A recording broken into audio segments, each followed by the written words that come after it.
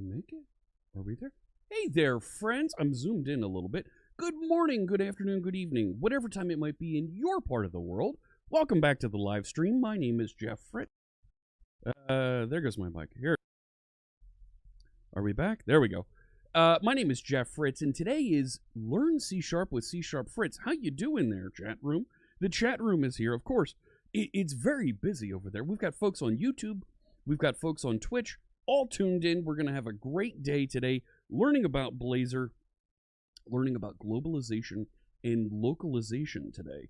This is something that I think, admittedly, the team here on the .NET team doesn't focus on enough. This is something that I think we can do a better job with, and I want to make sure I go through and cover some of the things here today that you can do, some of the capabilities that are built into ASP.NET Core and Blazor, because Blazor is built on ASP.NET Core.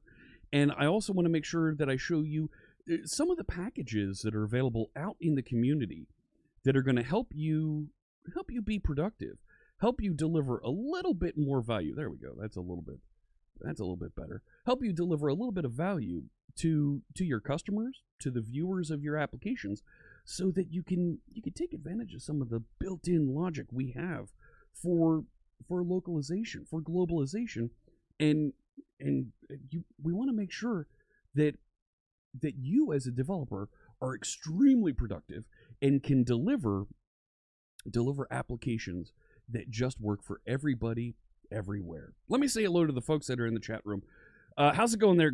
Is it Gerfa on YouTube? Good to see you. Why isn't my browser scrolling? Are you kidding? It's not scrolling. That makes me sad. What's with that? Come on, restream chat. How's it going there? Smab is here. Yeah, I got the title. I in the copy paste I dropped the L in learn. Thanks so much for picking that up on Twitch. We had a mismatch on the title. Lycan is here. Good day to you. Babak, how's it going there? Lalo4711. Hello. Marvin Klein Music. Hi, guys. Mario, cheers to you. Nemanja, can't wait. We're going to have fun today. Nikolai is here. Hop in the cloud. Hello to you on Twitch. Ombasa, good evening to you in your part of the world. Strategy on Twitch asks, is this about Blazor Server or Blazor WebAssembly? Yes, we're going to cover both. Ombasa is here from Nairobi. Welcome. So good to have you. Sharaf is here. It's afternoon in Egypt. Welcome in, Sharaf. Excited to learn about Blazor localization and globalization. You know what? There's one topic that isn't in the documentation. And Sharaf, thank you for calling out that you're in Egypt, because you're reminding me, by default, the localization that we provide is not right to left formatted. Let me make a mental note of that, and I'll try and ad hoc add in a little bit of reference to formatting for folks that read right to left. Right? There's a number of languages in the world. Folks read right to left. We want to make sure that we format screens appropriately for those folks, which, when you're building a web application, can be a little bit interesting to do. Some of our flexible CSS frameworks help with that significantly, but there's a couple of considerations that you should probably have as you're building your web application. So thank you, Sharaf, for calling out that you're in Egypt, because it's going to remind me to go through and make sure we touch on that. Yeah, this is a good topic for a growing company. Yes, particularly if you're an internet-facing organization and you are building an application that you want folks all over the internet to be able to interact with. You should format dates and times and numbers appropriately for those folks. And if you can do translations, even if you can't do translations, there's different applications, there's different ways that you can get translations generated. Machine-generated translations are better than no translations to drop into your application.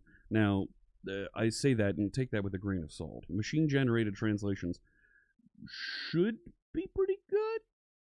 Every now and again, there's that one incident where it's not translated quite right.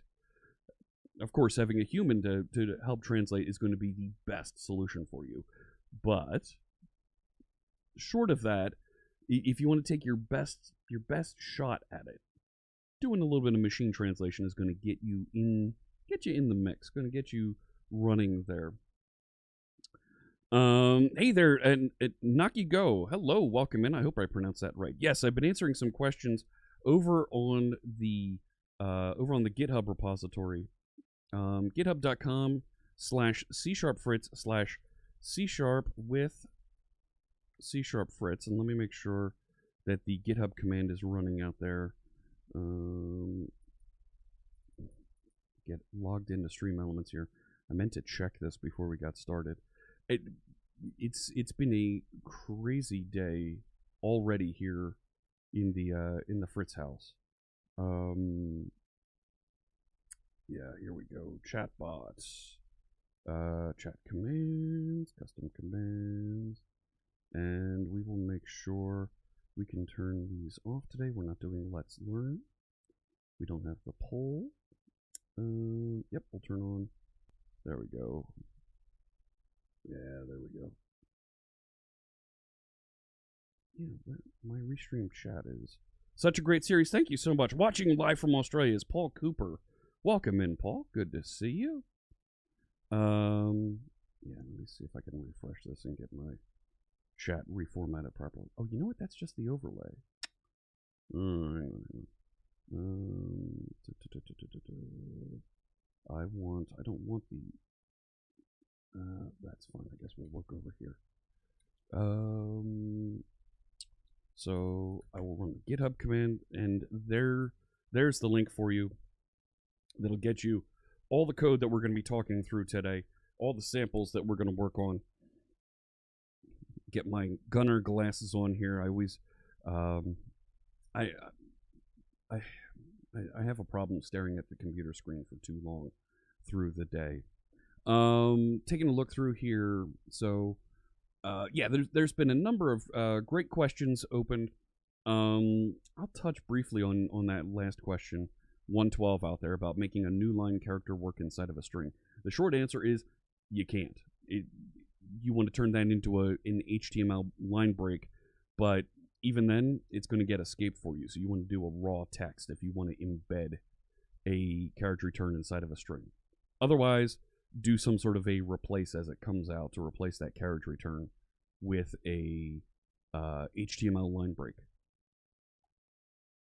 So we've got about another 30 minutes of AMA, question and answer with you. If you are out there, you have questions about Blazor, about C#, you just want to say hello, we're so happy to have you joining us here today. And we're going to go through and answer, hopefully, a bunch of your questions and get you successful with Blazor, with WebAssembly, Blazor Server, and localization today. Yes, Windows 11 does have a blue filter. It does, right? They call it nighttime mode, and you can turn that on. Because I'm broadcasting my screen, and also I like to be able to shift back and forth. I prefer wearing the blue blocker glasses, the computer vision glasses.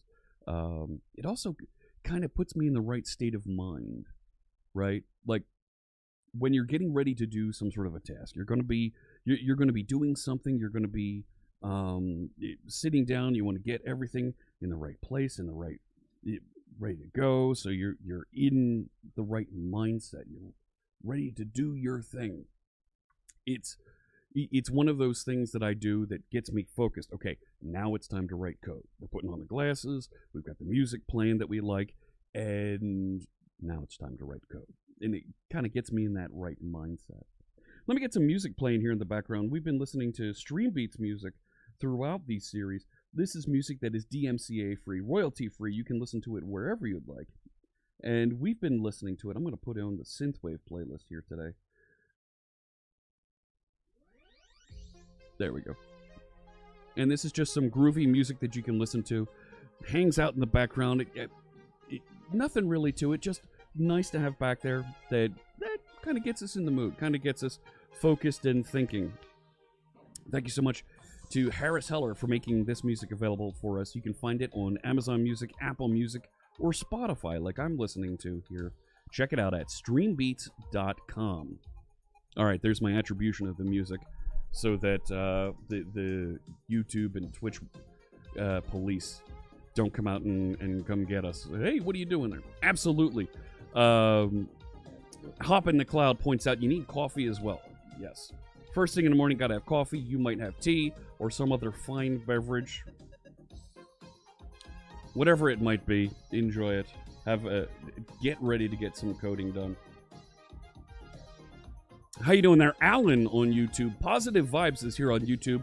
And they ask, I wanted to learn Azure Active Directory login when we have API and Blazor app as a separate application.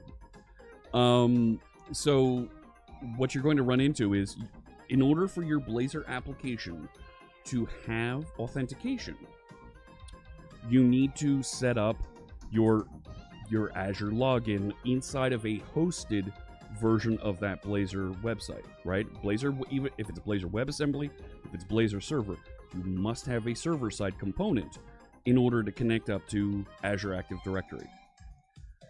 There's templates that'll get you started with this, that'll get you pointed and have it, and it will configure that hosted provider for you when you run .NET New, Blazor WASM, -HO for hosted, and you turn on the authentication switches for Azure Active Directory. It will generate all of the template content for you that you can go through then and fill out things like your subscriber ID and the secrets and tokens to get you logged in and ready to go there. So, and then if you have APIs on different servers separate from your Blazor application, set up those APIs so that they have the same identity server hookup and they have Azure Active Directory so that they generate those tokens. Not identity server. Same JWT generation so that they generate Java Web Tokens that your Blazor application receives and uses and passes out there. Thank you so much for the question, Positive Vibes. I should have a good a demo for that. Our friend Christos on the 425 show. You can check him out a little bit later today on both YouTube and Twitch. You'll see him talking about all things security, and he can definitely help you out with that question. I'm sure he's got samples of that. So we've got folks who specialize in security. I like to let them answer those types of questions. James Foreman is here on YouTube and asks, how much should a new developer learn about DevOps? So our friend, oh my gosh, I'm blanking on his name. Why am I blanking on his name? Oh my gosh. I'm thinking of somebody else, and that our friend Donovan Brown talks about DevOps as the intersection of people, technology, and processes. So when you ask the question, how much should a new developer learn about DevOps? I would suggest enough so that they understand the processes. They understand how to collaborate with the other folks that are going to be managing your operation, your operational services, your production locations. They need to know that, hey, there is continuous integration running. There is continuous development. How do I interact with that? As a developer, what does that mean when I interact with that continuous integration? When something is continuously deployed, where does that get deployed to? How do I interact with that? When I write new code and I want to add tests to make sure that code works, how do I make sure that those properly get executed in our continuous integration process? Getting integrated with those things as they get mentored and brought into a new project, very important. If you're a developer who's starting out, you're building your own processes, building your own applications, and on GitHub, using public GitHub actions. There's some great templates out there that'll get you started so you can get an initial continuous integration process. I think it's my belief that in 2022, continuous integration should happen for every project. Azure DevOps, GitHub Actions, Jenkins, whatever system you choose to use for continuous integration, you should have something that checks out your source code from source control. Source control is also, in 2022, I think everybody should have source control for every project. It's free. Anybody can use it. GitHub, Azure DevOps has source control. You may use Perforce. You may use SVN. CVS is still out there that folks use. You may use GitLab. Whatever it is that you're using, check out and make sure that you're using source control. Make sure you're doing continuous integration, and you have something that does that inspection of commits. Hey, does this still compile? Does this still get past my linter? And make sure that everything kind of works properly together. That's right. That sanity check after you've committed some source code is very important for, especially for solo developers, because you don't have Skippy sitting across the aisle or down the hall from you. That other developer that's going to take a look at your code and say, hey, Fritz, this doesn't look right. This doesn't behave properly. You don't want to ship to production and have something silly not working properly. So, should you learn DevOps? Absolutely. How deep you need to go on it depends on the size of your organization. But I think for the typical developer that's just saving their source code out to GitHub, to GitLab, to Bitbucket, wherever it might be, learn how to configure those basic continuous integration actions that you have in those services, and it'll make you a happier developer knowing that, hey, your stuff builds properly every time you commit source, so you don't come back to your application and, what's this state that I left things in? I don't know. It's not behaving properly. So, working with placeholders in user interface makes you mad, says Lolo. I disagree. I think you'll see. It's a different way to think about the way that you're writing your application, and if you use placeholders that make sense to you for whatever language you might be speaking as a developer, it'll help you in building and deploying that application. James asks, should a developer learn Docker? I think a developer should learn Docker insofar as how to create a container from your application. Once that container is created, how do you deploy it? What does that mean when you deploy it? I don't think you need to be concerned so much about the management of it. Standing up a Kubernetes cluster and running hundreds of instances of it, I don't think you as a developer need to be too entrenched in how that works. Know that it's possible. Know that you need to make sure that all of those instances of your application need to be able to collaborate and work together. But learning at least the basics of how to build a container, the syntax of a Docker file, I think is kind of important. You don't need to go crazy with it, but at least learn the basics of it. ASP.NET Blazor will generate Docker file syntax for you. Take a look. Generate a Docker file for an ASP.NET or a Blazor application. Read through the syntax, and if there's things there you don't understand, go read about what they're doing, and you'll get at least an understanding of how it works, and it'll feed into some ideas of different ways that you can tune and tweak your container to handle different features as you build and enhance your application. Thank you so much for the question, James Foreman out there on YouTube. Jay Bowman is here from Florida. Welcome in, Jay. My goodness. What a month to be in Florida. The weather must be amazing there right now. And I might have some vacation scheduled in Florida. A week of holiday scheduled in Florida coming up in April. Really looking forward to that. How's it going there, Ionescu, over there on Twitch? Yes, I am teaching C#. Mario was the first and only developer in the company, but after they grow in the market, it comes to be more important to learn DevOps. Great point. As your application grows, as more developers come on, DevOps is a great way, right? As Donovan said, people, processes, and technology. You now need to integrate more people, as you want to make sure that what you share with Skippy or Ann or Chris, the other developers on your team, you want to make sure that they can all reference and read your code and trust that your code builds and behaves the way that it should. So, yes, growing those DevOps processes, that continuous integration, those unit tests, those integration tests, growing that process as more folks join your team, very important. Great point, Mario. Thank you for sharing. Appreciate that. How you doing there? Napalm is here on Twitch. Gitflow helps with branching. Yes, and there's a Visual Studio extension that helps with that. There's some other command line tools that help with that as well. Thank you. Hop in the Cloud on Twitch. On YouTube, Deleep is here. My comments are getting deleted, even when it is normal question. Sorry, Deleep. I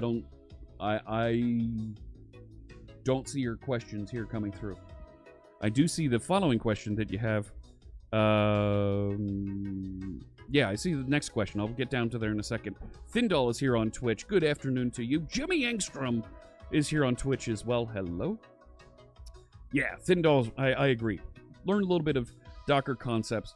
Don't get too in the trenches on Kubernetes and deploying and managing that stuff. Matthew Parker on YouTube says, great content. What did thank you. Appreciate you sharing the kind words. Matthew on YouTube.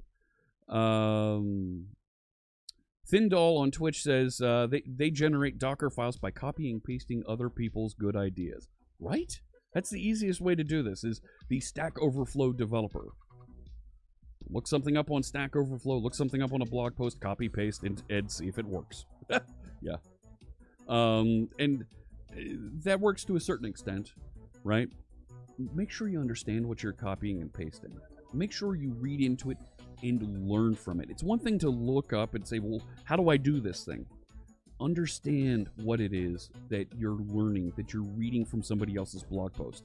Additionally, if you're copying something from somebody's blog post, you may be inadvertently copying some content that's copywritten. That can lead to a whole treasure trove of problems. So be aware when you copy and paste code from anywhere on the internet, GitHub repositories, you may be copying copywritten code, even if it's open source code. Make sure you understand the licenses that you're reading and interpreting code from. It's one thing to interpret code and write something that you learn based on what you read from somebody else's code. But copying and pasting somebody else's code, you can run into licensing issues, and that's going to vary depending on what type of project you're creating, how you publish that project, and what type of code you're reading and you're interpreting. So be aware of that, all right? Folks can get into a lot of trouble with that. No license is not public domain. You're right, Fuel Snable. I'm going to continue down to Deleep's question here on YouTube. I'm drinking the coffee too fast, and now I've got hiccups. Listen to me. Listen to me. Oh my goodness. Deleep wants a C# job, but confused whether C# frameworks used as only backend and JavaScript frameworks a lot, except Blazor. I'm not quite sure what you're asking, Deleep. If you are learning C#, you want to be a C# developer, building websites, you're going to want to learn ASP.NET Core. That's going to help you with building the back office, the server side components of your application. It also helps in creating and rendering web content on the server. So it'll generate that HTML, send it to the client where it'll be rendered, it'll be painted in the browser. Now, if you want to use that with a framework, a JavaScript framework like Vue or Angular or React, and I always bring up those three, those seem to be the three popular ones at the time of this recording. You can use those tools, you can use those frameworks by creating an application inside the www root folder of an ASP.NET application. You can hand off processing to those frameworks. And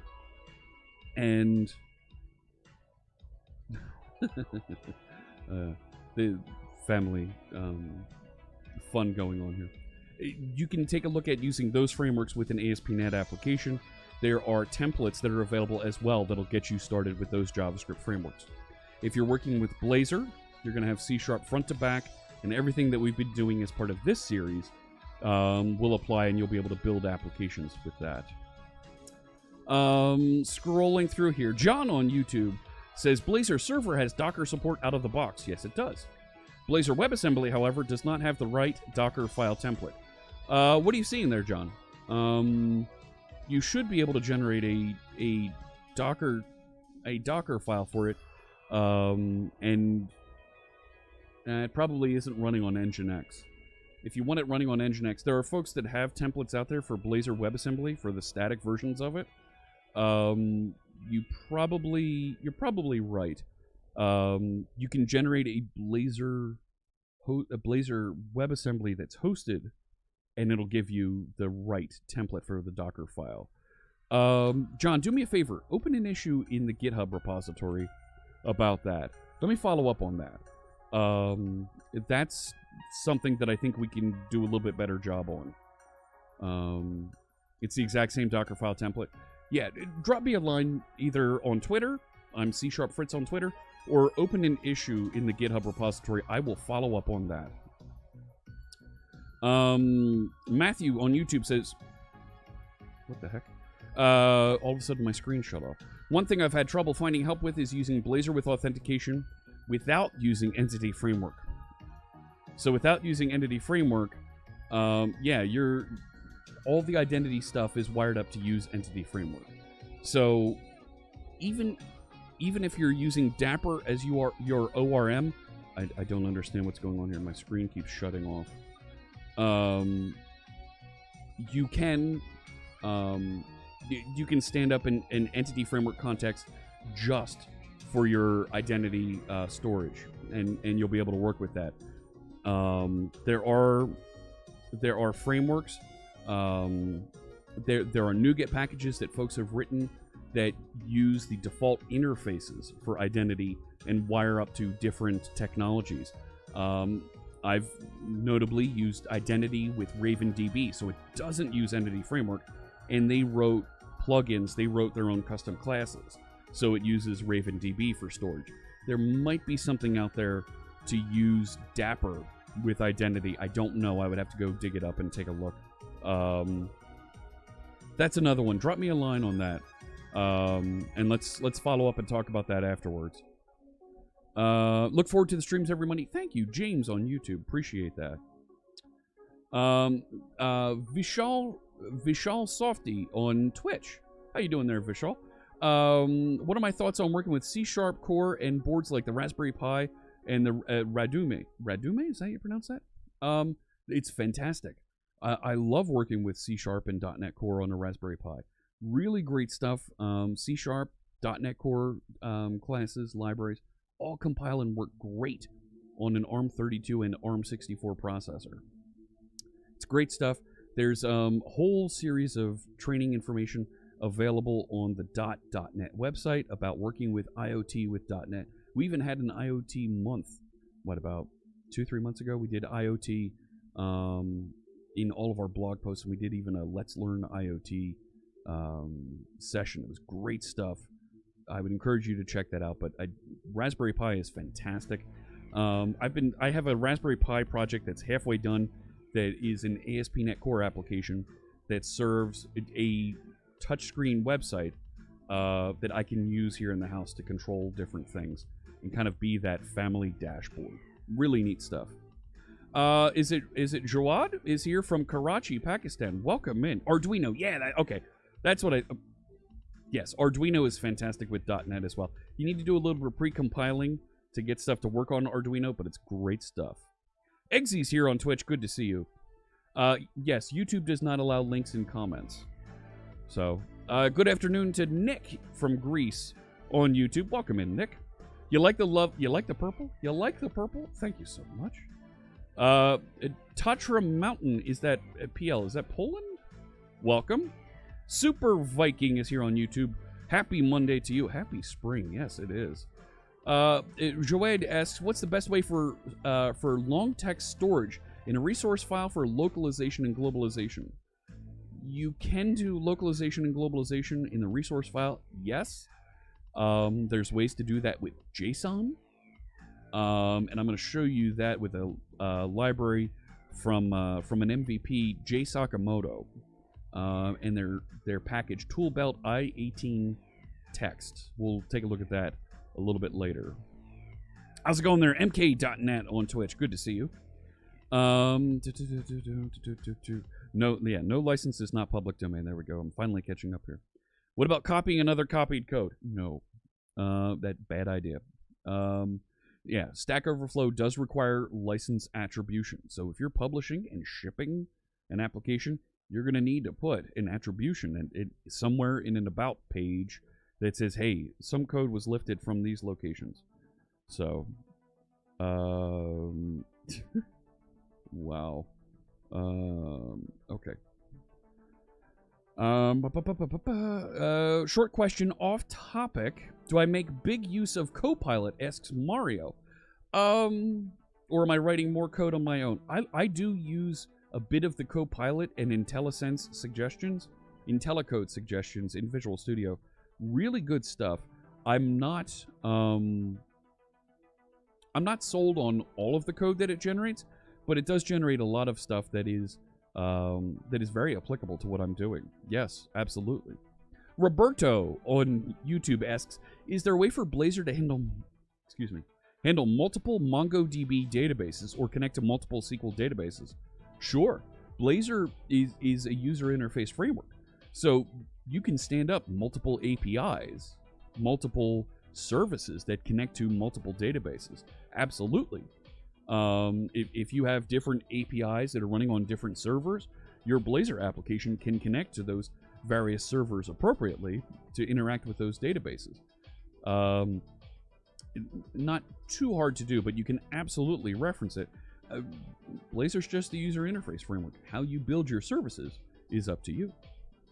BLW Average on Twitch asks, for someone learning C# again, would I advise focusing purely on the language or learning it while also picking up the .NET framework?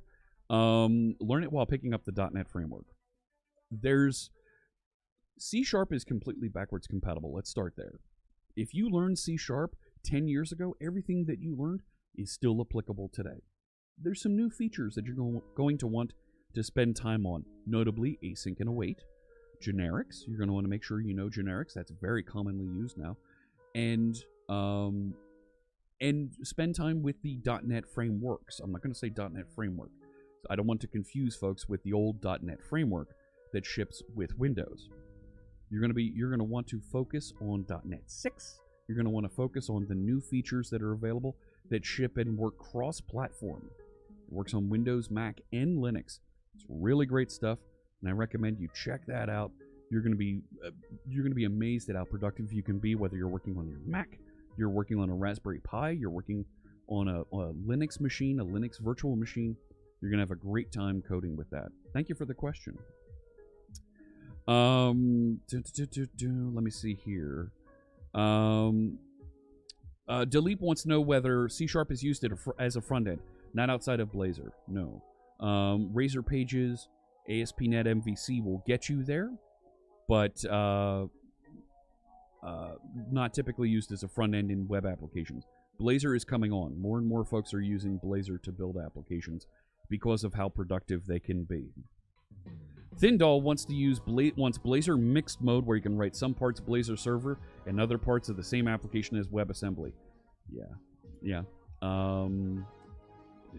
You can do a little bit of that with Blazor WebAssembly with pre-rendering on a hosted ASP.NET site, but it's not quite the same as what you're looking for. Lolo is talking about UI placeholders where they maintain an app with multiple forms and interactivity. Interactive rendered UI content, you need to find the control special one, but everywhere only placeholders. It's awful. Well, that's where F12. Go to reference, control F12, go to implementation, and control Q or control comma in Visual Studio will help you find those things. So, how you doing there? .NET Kyle is here on YouTube. There is a Dapper implementation of identity. It's not in the best shape. Okay, maybe we can nudge some of the authors of that to help get that up to date. How you doing there? Sudden Gun is here on Twitch. Nick on YouTube, to underscore private fields or not to underscore. I'm a big fan of underscore preface on private fields. That's the way I prefer to write it. Other folks don't like to use that. They just start with a lowercase character. Sudden Gun has a question about instantiating a child object in a list of the base class. How come we can't assign each child object in the list to a local variable? Give me some sample code there. Give me a gist. Link a gist or something. We can take a look at that. I'm not sure what you're referencing. Hashim, how you doing there on YouTube? Hashim asks, does saving localization in database affect the performance? Not at all. It just means that you're going to need to query to load that data. You can output cache that so that it isn't constantly loaded. So, I mean, once it's served, you should be in fine shape. But if it's a static file sitting on disk, you're going to get the best performance because there is no database query involved. It's just loading content from disk. And once it's loaded into memory, it'll hang out in memory for a while until it is reclaimed by the standard ASP.NET processes. Yeah, load them in memory. Exactly, Caparino. Yep. Just a few bytes. It's not too much. How you doing there? ED on YouTube. Welcome in. What about WPF and Windows Forms, or did they ask about web front end? Web front end, I believe. All right. You're welcome there, BLW Average. Johnny B. Cat is on YouTube and is working with C# Speech. Can I use it in Blazor for a spelling program I want to write? You won't be able... I don't think you can use the speech APIs in Blazor on the Blazor WebAssembly. You should be able to do it with ASP.NET Core running on the server, and then stream that audio to the client. That's the easiest way that I would do that, but I don't think you're going to be able to get the speech APIs in the browser with WebAssembly. I don't think you're going to be able to get that. Napalm asks, just curious, do I use something like Renovate Bot to keep up dependency upgrades in my repositories? No. What's it called? There's a bot that sits out there that GitHub provides, and I'm blanking on the name of it right now. What's it called? Dependabot. Dependabot will apply identify security advisories, scan your code, and offer pull requests automatically inside your GitHub repositories so that things are kept up to date, and you're able to quickly merge those changes and know that they've been tested and work properly on your application. Fantastic. There is a speech synthesis API you can use via JavaScript interrupt. So that's going to use the browser API. Yeah, you're going to need to you can reach out to that. There might be some folks that have written a Blazor wrapper around that, but if you're using the C# speech APIs, I don't think that's going to work directly for you. Tim on YouTube asks, when you target .NET Framework 4.5 but have .NET Framework 4.8 installed, does your application have the security issues listed for .NET 4.5, or are they invalid because you're using the 4.8 version?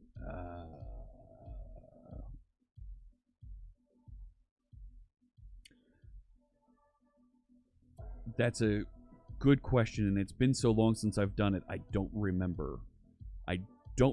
Tim. My guess would be no, they don't have those issues, but make sure you're running the 4.8 version. You're running against 4.8. That's going to be important to know that. All right. Michael, I'm sorry, Manuel. Why'd I read Michael? How can you detect the browser language and read a var from an XML language file? Stay tuned. That's exactly what we're going to talk about today, is localizing content. And right, there's two ways that we can work with language. We can detect the language that's running in the browser and adapt our website immediately based on that language. Or we can allow folks to set their language appropriately. And and statically inside the application and apply that. I agree, Jay. For the 4.5 question up here, rebuild your application to 4.8 and that will guarantee that it's going to work properly with the 4.8 framework. Running against a different version of the framework, you could run into some compatibility issues. It is a different minor version, and you could run into some unexpected behavior. Better to switch to core. Yes, I will completely agree with that. To get into .NET Core 3.1, you should be on .NET 6 at this point. .NET Core 3.1, I believe, is now out of support. Let me just take a quick peek at the support page, because the support lifecycle is linked over there. Official support policy. There's the dates. .NET Core 3.1, end of support is December 3rd, 2022 for .NET Core 3.1. So you have about 9 months left on .NET Core 3.1, so jump right to .NET 6. And just like .NET Framework 4.8, things are backwards compatible. So when you install and run .NET 6, for the most part, you're going to be everything that you've written in .NET Core 3.1 should work in .NET 6. There's going to be some minor changes you'll need, but you will get appropriate error messages that give you instructions about how to reformat appropriately. We're wrapping up here. Let me just take a couple quick looks here to make sure here. Yes, the browser does tell the language for each request via header value. We'll show that in a little bit. Super Viking asks, how's Blazor doing with right-to-left support? Blazor support for right-to-left is the same as any other web framework. It doesn't actually do anything with it. You render and control the tags. So it's up to you to generate and put the right-to-left support into your application. And I'll show you a little bit about that later. Min, that's a bit off topic. I did get a question about doing social logins and social interactions. I may do another Errata stream next week just to cover up on some of those things. Lolo asks, is .NET Framework 4.8 special? It's the most recent version of .NET Framework that ships with Windows. So that's the version we recommend if you're stuck on .NET Framework. If you can't migrate to .NET 6, upgrade to .NET Framework 4.8. That's the version we will be servicing. C# as a backend, does that mean APIs, database queries, and other similar stuff? Yes, delete. That's exactly what I'm talking about. Not able to upgrade to .NET Core without major upgrades. Sorry to hear that, Tim. But if you can rebuild and target .NET Framework 4.8, that'll get you there. Sudden Gun has a gist for us. I can take a quick look at... Does Blazor support nested object validation with forms? Yeah, I think so.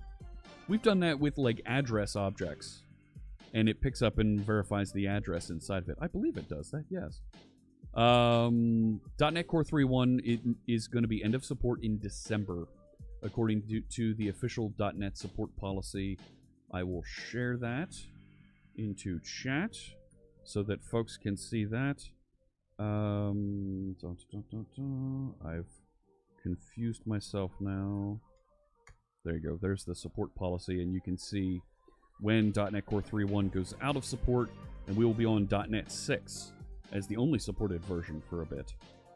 Alright, so taking a look here real quick. You're rebuilding a VB6 app to .NET 6. Oh yeah, that'll be quite a journey. Woo. Alright, so Sudden Gun. Yeah, you've got a lot of code here. Making a list of base type with child objects. And what's the problem? What's the question with this? So many questions are coming in.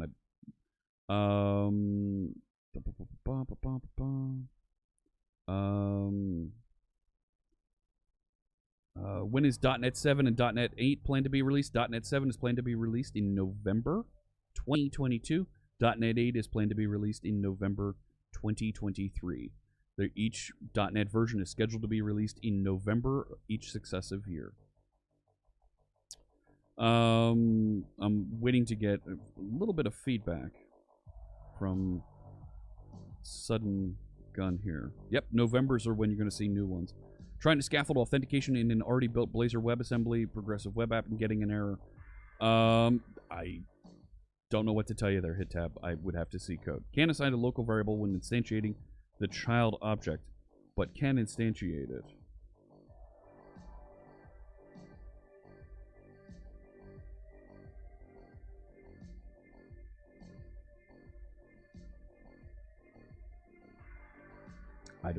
I'm not sure what you're seeing. What's going on there? I would need to stop and run some code here to get that working.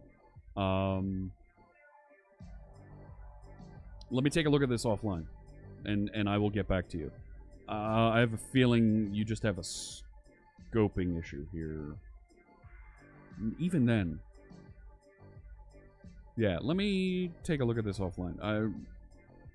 Nothing's jumping out to me as a significant issue here. How you doing there, Nick? Welcome in.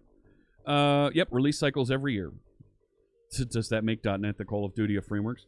No, it makes it the reliable, predictable framework and tools that you know is being upgraded, maintained, and serviced for at least the next 3-4 years.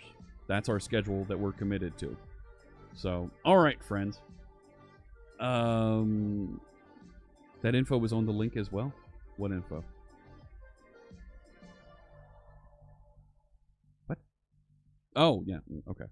All right. Yeah, I'm going to keep that pinned so I can come back and take a look at that. We're going to get into localization and globalization today.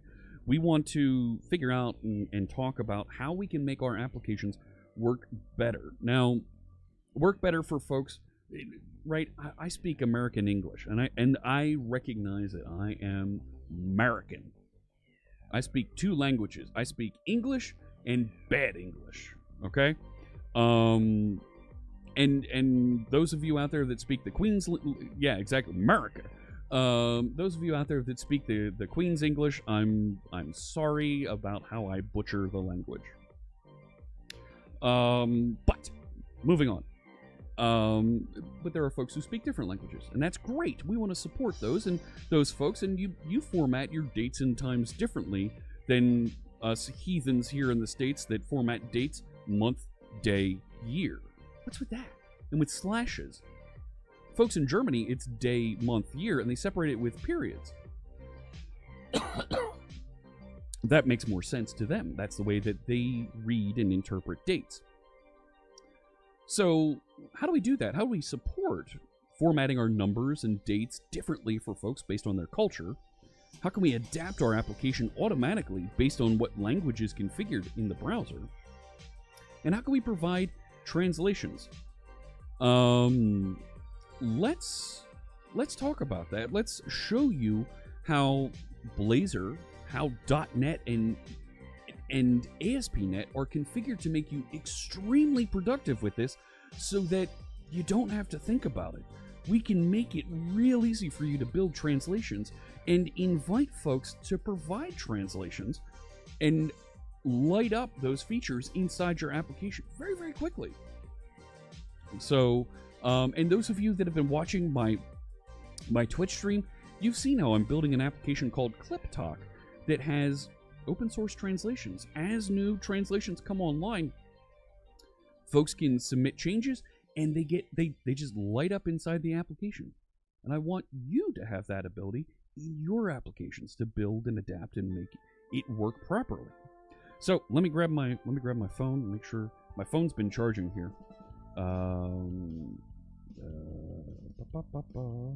What? All right. Excuse me.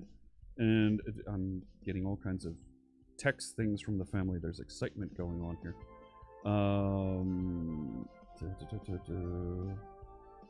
Yeah, we're good. We're good. All right. Got my coffee. Need to change mics. ClipTalk. Thank you, Johnny B. Cat. There we go. I'm on the other mic. Thank you so much, Johnny B. Cat. Yeah, there's ISO standards there for date and time, but that's not exactly how most folks like to read their date and time. Know what I'm saying? So, but everybody has a different way they like to read that. Let me head over to the other set over there, and I will make sure that I'm not tangled in my cables, because that happens to me all the time when I go over there. I tried doing this with a wireless mic in one of my test setups, and it didn't sound right. It was not the same. All right, let's head over there and let's get into this and talk about localizing our code. I'll see you over there in a second. Heading over to the thing, the other set, the one with the stuff. It's over here. How am I doing? There we go. All right, and this camera, for some reason, it's like it doesn't like me here. And what happened to? Are you kidding? I had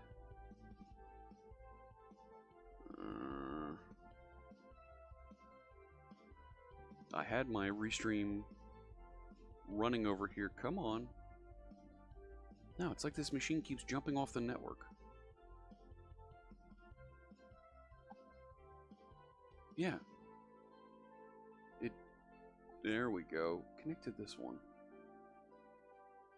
For some reason, it's like, hey, I've got patches for you. I'm gonna break everything while you're trying to use my machine over here. Come on. There we go. Now I can see chat. And we're back.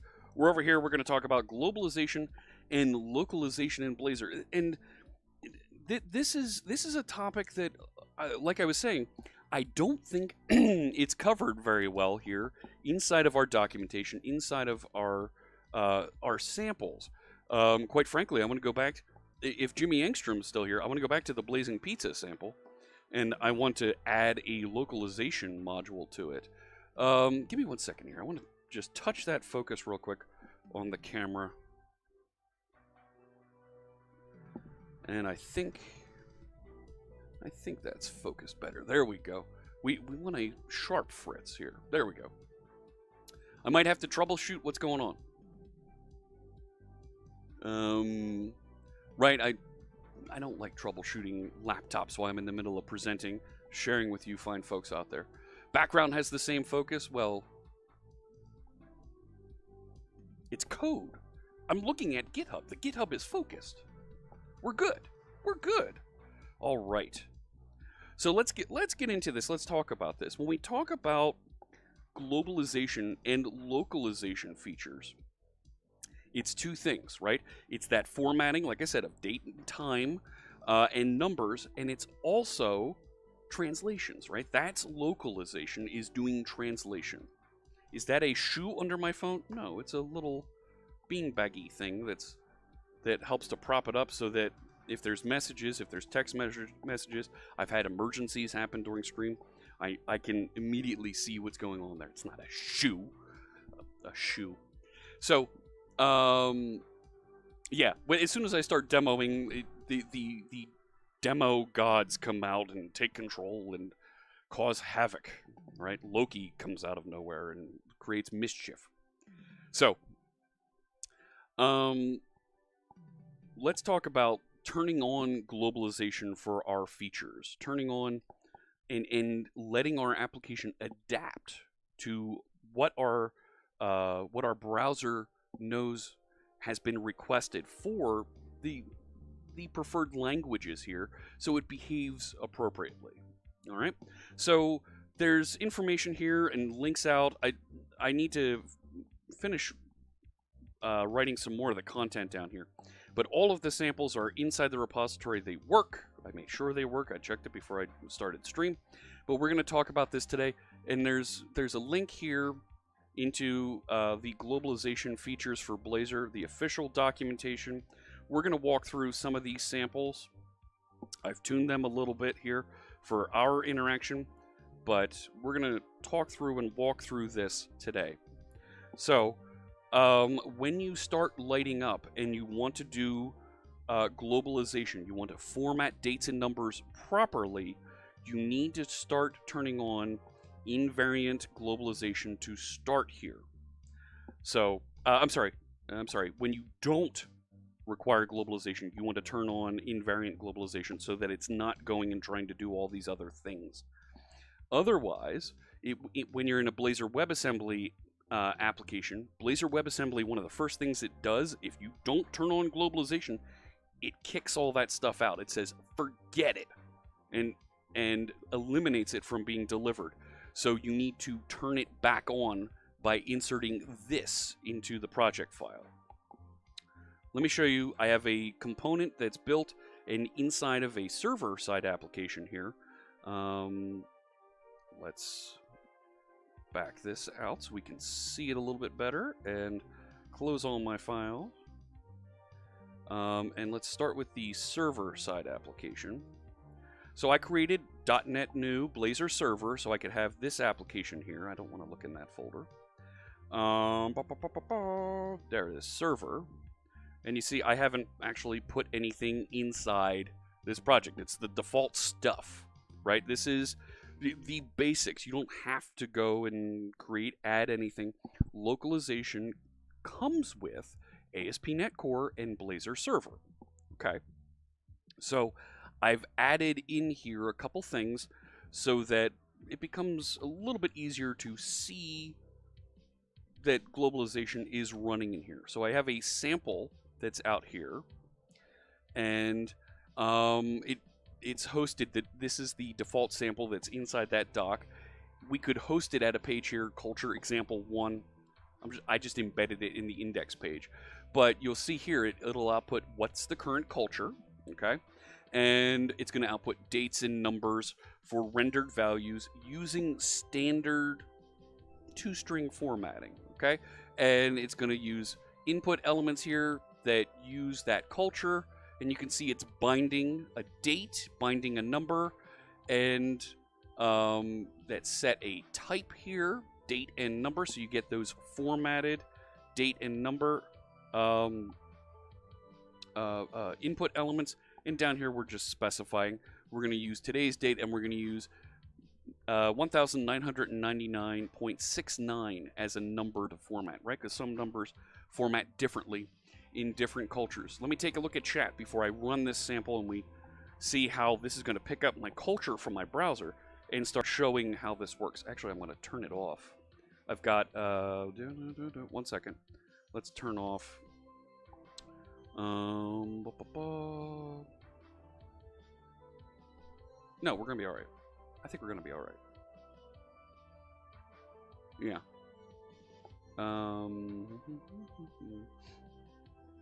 Right.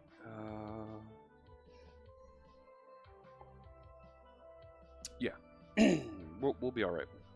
Let me take a look here at chat and get caught up. Quick question: in Visual Studio 2022, how do I highlight the same occurrences in my code currently in the background color, but I cannot find how to change it? You want to change the highlight color?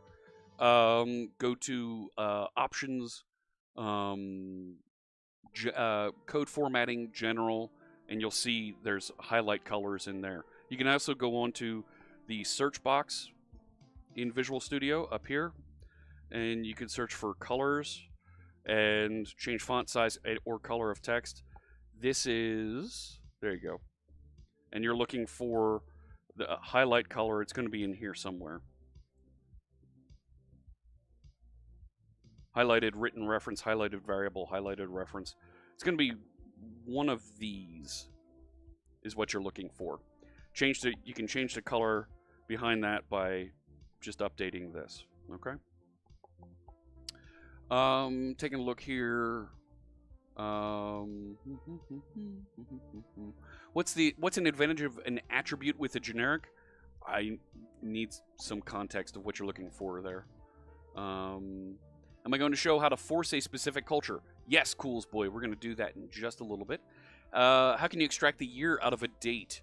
Date.year, right? If I'm working with a date, so let's jump back over to global sample, right? So I have the date in there. Let's create a little method here right? So I'll create a method right here. Void do the thing for hit tab is who's asking this question. So I have that date sitting there. So DT is a date, and I just say year. Var the year of the date. There you go. And that will take the year value of that date, which is now, so it'll be 2022 at the time of this recording, and put it into the year of the date. Okay? Thanks for the question. I'm doing just fine, Mahai. Good to see you. Welcome in on YouTube. Can we have months displayed by their name always, not by their number? Yes, you can force that format. Right, I can...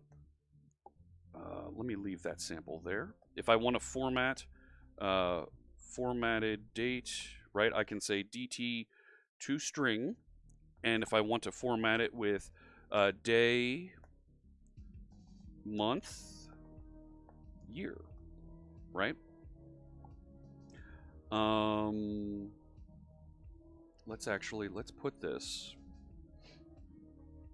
Let's put this right on the screen. Let's put div formatted date with month name, and I will say DT to string, and I'll say DMMM YYY, so we get a 4-digit year, and it'll format and place the date right in there. So let me go to my server version, and let's .NET watch this. It'll start up, it's going to compile, launch the application, and it's going to watch the application. So that while changes are made, it'll automatically redeploy those changes into my application. And here we go.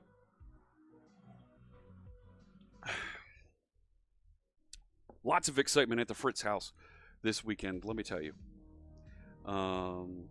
There we go. So we're zoomed in a bit. Thanks so much. Yes, I know. I'm not using the password manager right now. So I am, because I'm in a browser that is using English, American English, it's detecting that my current culture is American English. And I can scroll down here and you can see there's my formatted date with the name that I forced, okay? Now we're going to get into the select your locale here in just a little bit. But I have everything formatted in ways that my American English eyes are used to seeing this. If you go into your browser, actually, this is a little bit easier for me to do in Microsoft Edge. So I'm going to go here in Microsoft Edge. If you're in your browser and perhaps you're not like me, and you have a different language here, I added German in here because I'm a guy named Fritz. Of course I know a little bit of German. Yes, I know that's reset Zoom, but I don't want to go Zoom all the way out necessarily. So I'm going to bump German up to be the preferred language here, and when I refresh this, did it save? It probably did, and I probably have that cookie hanging out here.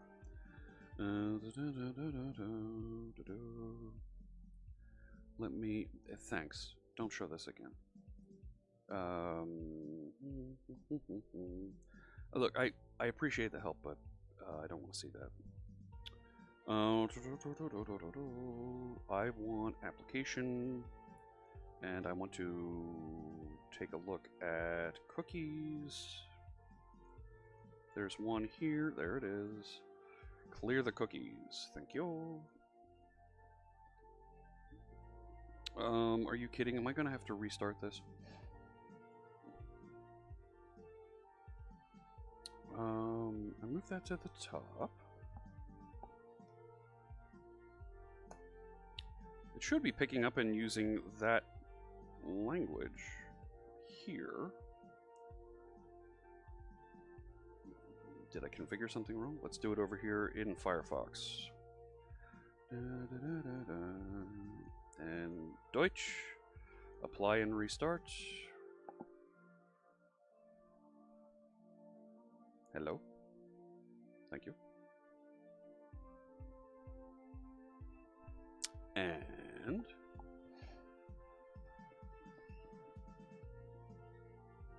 What are you doing that you're picking up the wrong culture there? Let's take a look back in here real quick. Let's take this out. Because I think I've already got the sample in here that is setting a cookie to kind of force the browser. Yeah, it's not picking up and let's do this. I'm gonna cancel that out for right now. No, it didn't pick that up. There, see, it's in German. No. Do I have to close all the way out to get it? I hope not.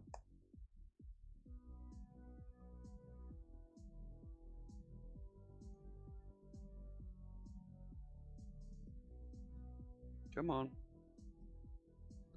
It should be passing through. Stop it. Yes, I know. See, I've got German all the way through here. Which, oh no! If you don't know German, that's a problem. Where is it? It's down here. I had this. No.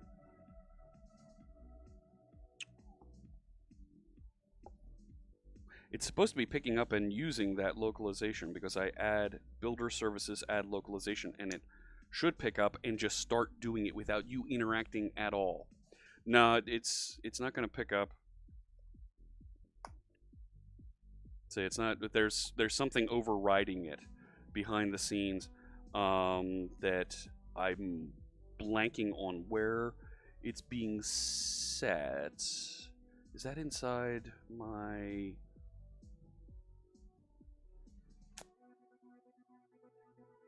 It's right there.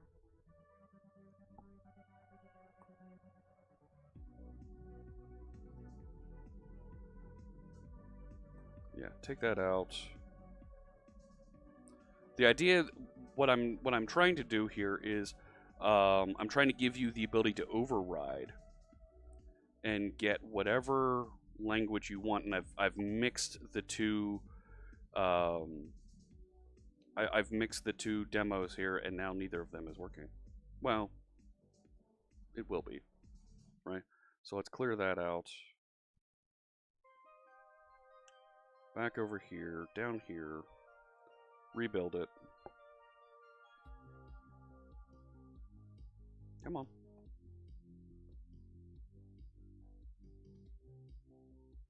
No, it's not going to pick up. You dog, you. Even though I don't have the cookie here. Right. Yeah. It's not going to show. Now I look like I'm not getting it working. One second. Do this one more time. Languages. Yeah, German.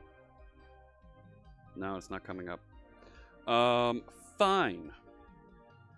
I'm going to put this back in then. And I'll jump right into the next one because I don't think you should just detect and run with whatever is set inside somebody's browser.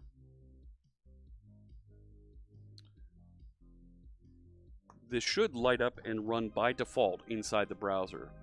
It is being forced by the drop down at the bottom. So inside the samples that you have that are out here, there is also a culture selector here. And it will go and set the culture appropriately set a cookie for this culture inside this browser. So that's all that this little thing is doing down here. Let me add, let's add German in here as well. Right? D-E-D-E, that's German, right? As opposed to Austrian German. So now when that reloads, and I have in the box here, no, it didn't. It's not, there it is. German for Germany, and if I choose that, are you kidding? Are you kidding?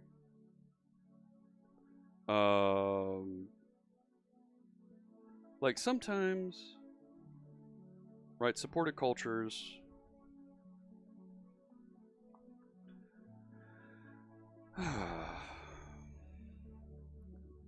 You did not hot reload because you didn't pick up my...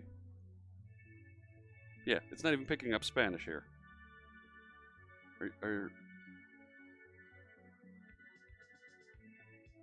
And please tell me I'm changing the right application. I am.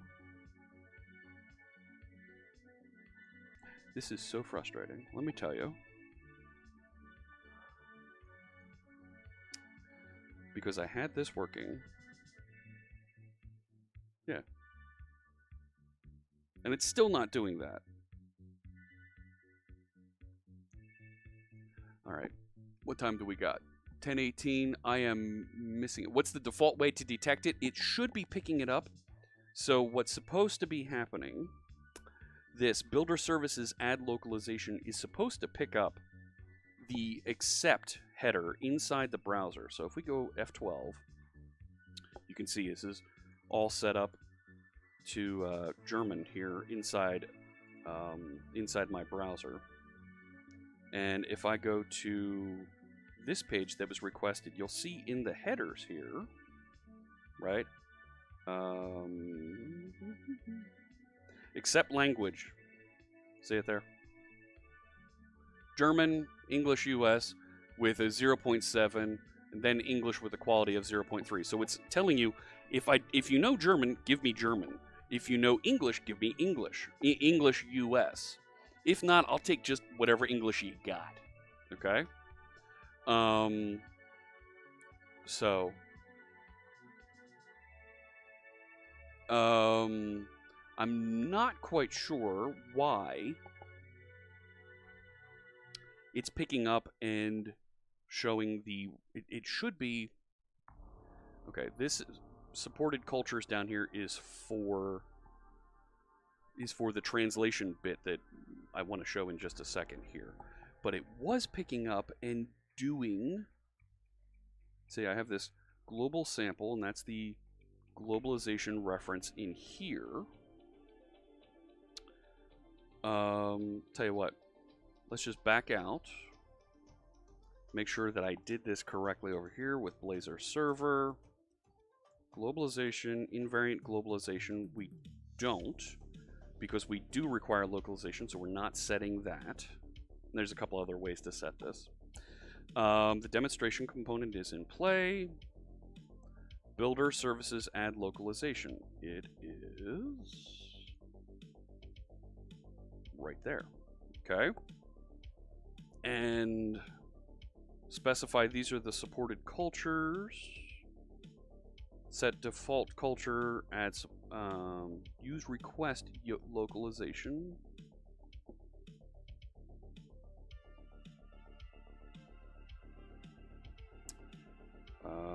Did I just not?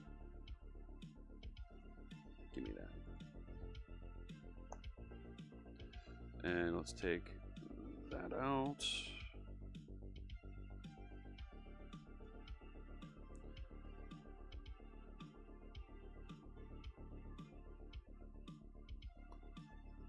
And that says it reloaded.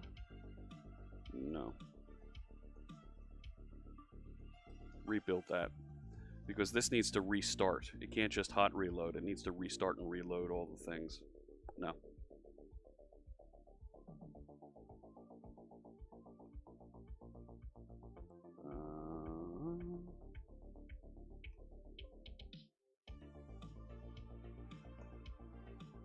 There it is. Now I'm getting it in over here in Edge. Okay, so it did format properly. I was missing that block. So request localization was the piece here. Yeah, use request localization down there. Add supported cultures, add supported UI cultures. Why is that working and not this?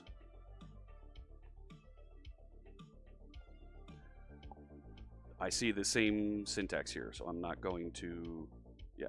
Okay. And it's set to German down here. Okay, so when I go over here, yeah, I don't have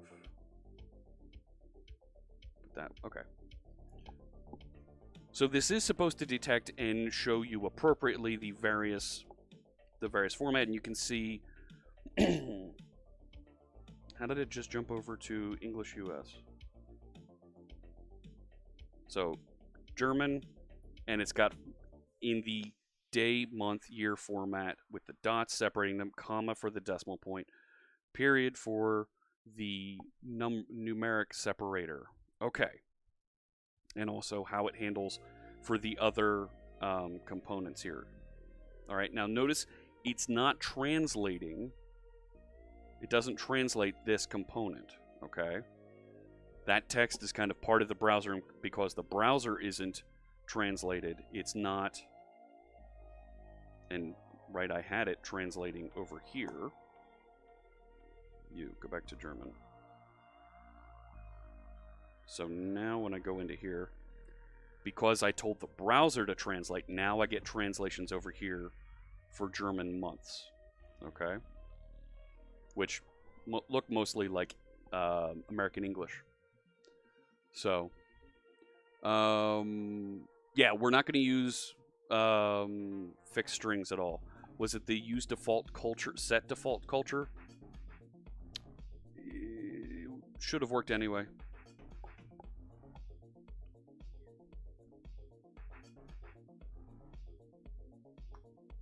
And even then, the cookie's kicking in and taking over. If I remove that, I've got to rebuild the website. Restart it, not just hot reload. So this bit down here. Yeah, and now it's working. Maybe it is that set default culture picking up and overriding things. No matter. So I've got it working here in Blazor server. How do we do this in yeah, maybe I only hot reloaded. Could be. Could be. Let's head over and take a look at how that gets applied when we're doing Blazor WebAssembly, because Blazor WebAssembly runs entirely in the browser. And when we're running entirely in the browser, there is no server-side component to go and pass things back and forth and figure out how do I render things. So, Blazor services add localization. Localization doesn't come by default with Blazor in WebAssembly. You have to add it in. So not only do I need to say Blazor services add localization, but I also need to install the package for that.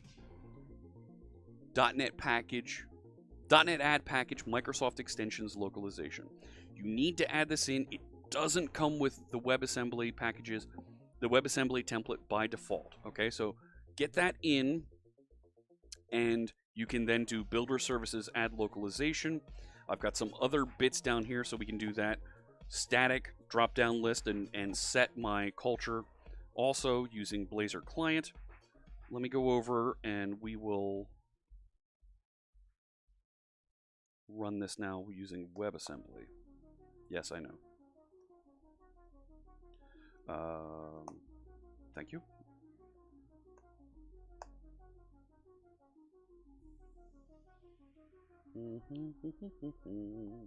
There it goes. So now here it is using WebAssembly, and I've got a cookie set that is changing that over. I'll talk about that cookie in a minute, but everything here in WebAssembly is rendered and managed on the client. It's in the browser. There are DLLs for this information that is being made available so that it knows how to handle it. Okay, and I'm not going to be able to see it very easily here.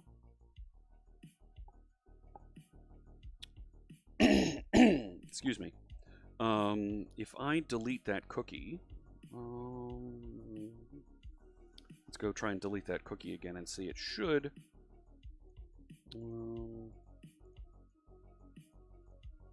No. I'm sorry. It's storage? No. Where is it? There. Cookies. There's all the cookies for this application. You can see there's where it's storing that German indicator here. Yeah. No. Thank you. And it should come up there. Now it's detecting that my browser set for German, and it's showing me the German content. Okay, so fantastic for getting at least the numeric formatting, right? Numeric and date formatting proper for your application. We still have issues with the text is in English, right? So how do we deal with that? Now, the default way that we've been supporting, that .NET has been, the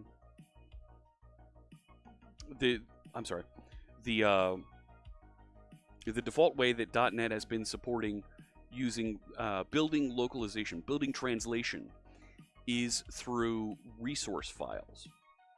And we still support those. Those are still available, and they work great with Blazor. We're going to take a look at those for localization. TG, thank you for pointing that out. I've skipped past how this combo box works. So this bit in here is loading content from that combo box that I showed you down here at the bottom of the page. So as part of the sample here, I jumped right past it. My apologies. There is a culture selector element that I created. This is in the sample code. It's also inside the documentation article that we're going from. And it's a simple select box here that says, well, what's my list of supported cultures? And output that culture and its display name. So I loaded 3 cultures in here: American English, Spanish, and German for Germany. And those are culture info objects, right? They have all kinds of properties hanging off them. So that's how I'm able to say culture display name up here. And it formats that appropriately. Now, inside Blazor WebAssembly, there is a known issue where that culture display name is just the abbreviation. It isn't the actual display name. When we run this on Blazor server, I'll tell you what, I'll run Blazor server over here. I'll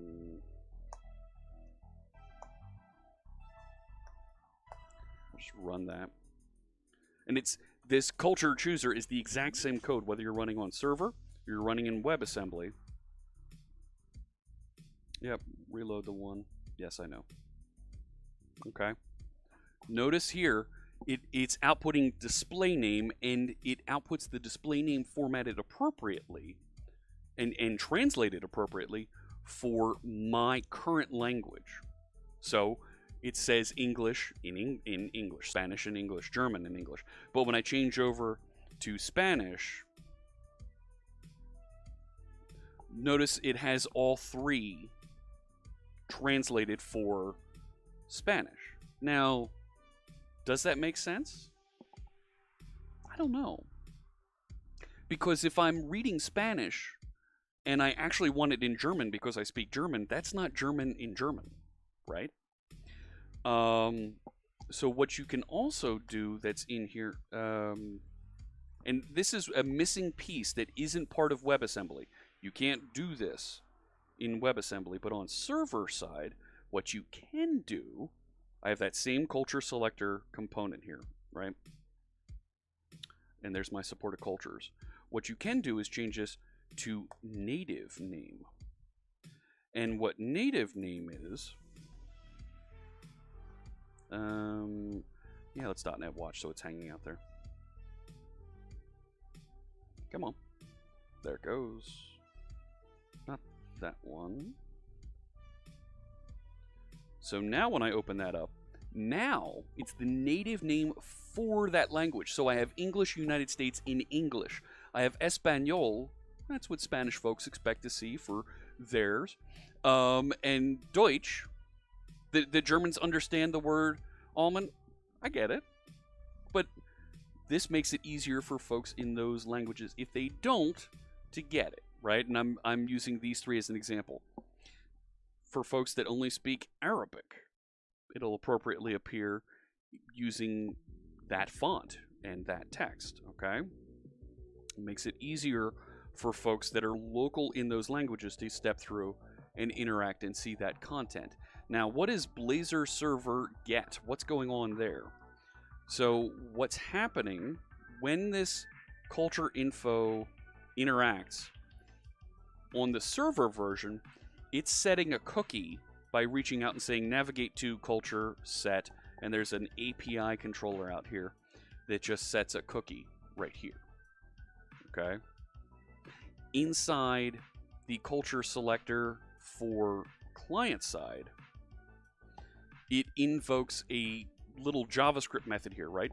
JavaScript interop, and it calls Blazor culture set and writes out, well, here's the value.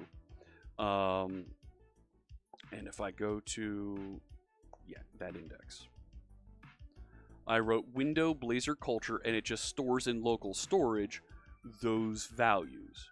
So my preference, right, my preferred language is stored in local storage, not a cookie, but in local storage, so that I can fetch and paint the screen appropriately.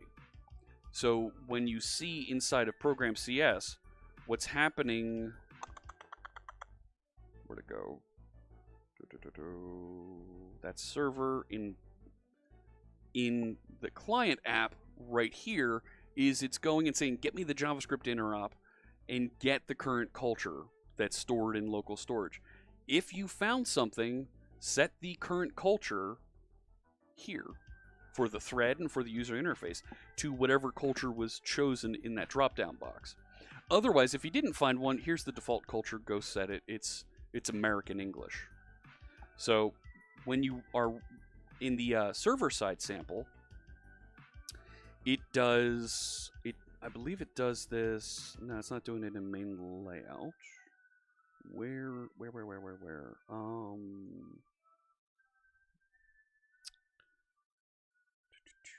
It's loading the cookie inside of host CS.html. So it goes and figures out, well, what is that value, and it sets it here, and it sets the request culture appropriately. Okay. So, cool.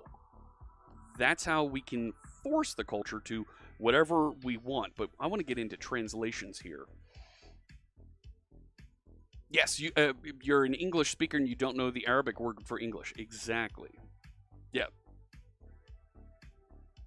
And when you do switch it on Blazor WebAssembly, it does reload the entire app, because inside of the WebAssembly, when I go to program, it needs to set the culture for the current thread, right? Because WebAssembly is an entire application, an entire .NET application running, and we're changing the culture on the current thread.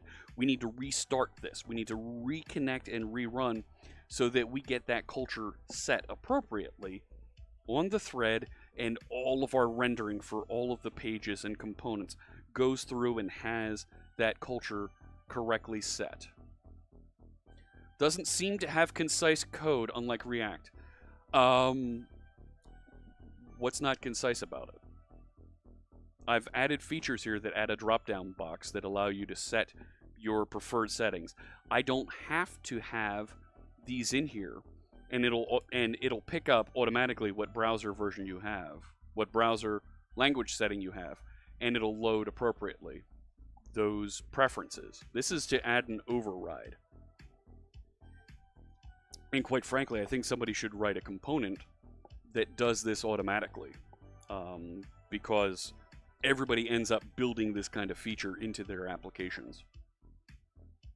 So, and this not being just one or two lines of code is what going back to, I think we can do more to improve the localization and globalization experience. But that's just for the localization. Let's talk about translation. Let's talk about localization, changing this text so that it matches our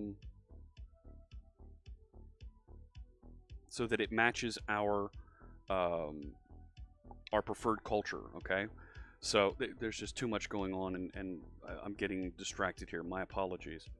So we have this very rich ecosystem already around resource files, and you can add resource files into your projects inside Visual Studio. And I can jump over to, let's go over to the server. No, don't save that. And you can right click on a folder anywhere, say add new item, and you get this ability to add all kinds of templates here. I'm going to go find a resources file. Let's add that. And you get this really cool grid that you can use to write resource files. And you can name your resource files. For example, this is the default culture. This is American English. So I can put a greeting, and the translation is hello world. Okay, not bad. That's easy to follow. And I can put a Spanish translation out here. It's got the exact same name, except it has the language code in the file name there, and you can see it also over there. And it has the exact same structure. It has a name element, and it has the text translation, Hola Mundo. Okay. There's built in here the ability for you to use a string localizer object to get data out of these resource files and put it on screen.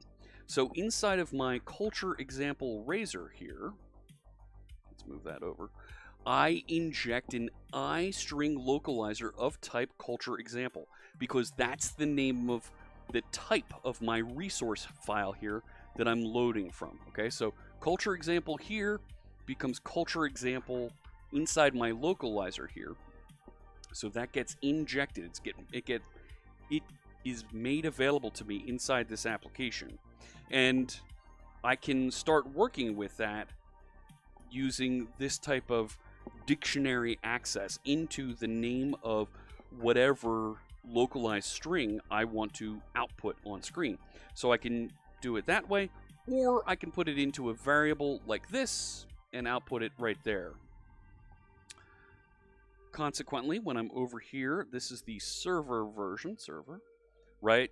It's pulling the Spanish version out and painting it there. If I go over to English, it changes to English. So my culture chooser is wired up so the iString localizer knows how to fetch those values and paint them wherever I request them.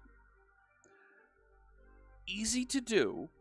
There's a rich ecosystem already around these resource files, but what I struggle with, let me come back to that. I can use these same resource files inside of a Blazor WebAssembly application. You can see I have culture example and culture example here inside my WebAssembly application, and I have I have to have the add localization here, so it knows and finds those resource files, includes and compiles them, so that when I get into my culture example razor over here, I have the exact same syntax. iString localizer culture example, and it outputs using the exact same technique right here. The resource file is compiled into a DLL, and it passes those through so that it's downloaded and served here. Now, that's nice. It means that I can go over here, go into my client version, and here I am in German, and I'll go over to here. I don't have a German translation, so it falls back. I can switch over to the Spanish, and it paints in Spanish. I go over to English, and it repaints in English. So that's all working client side with WebAssembly. And that's nice, but the problem that I have as a .NET developer in 2022, the concern I have is when I look at these resource files, I can get a resource editor like this one that'll help me go through and create these values. But what they really look like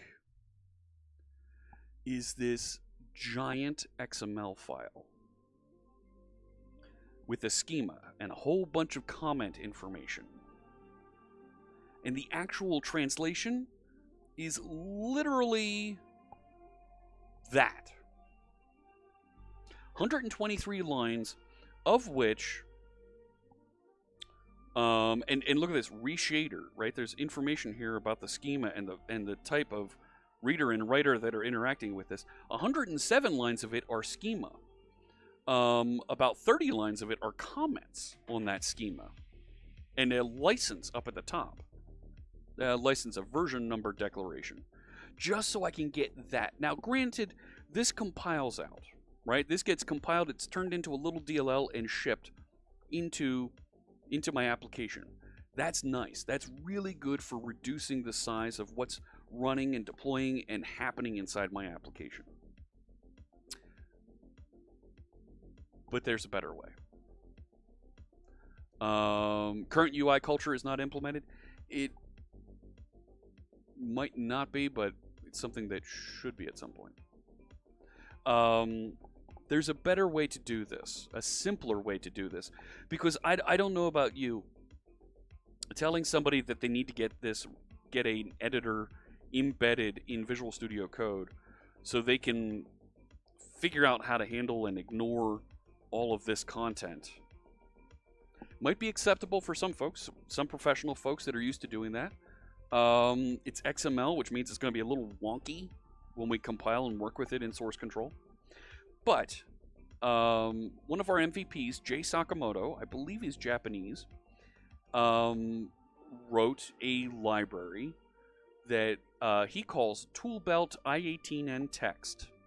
And if I go to the README, I have a link out to their project. And this is their Blazor internationalization text.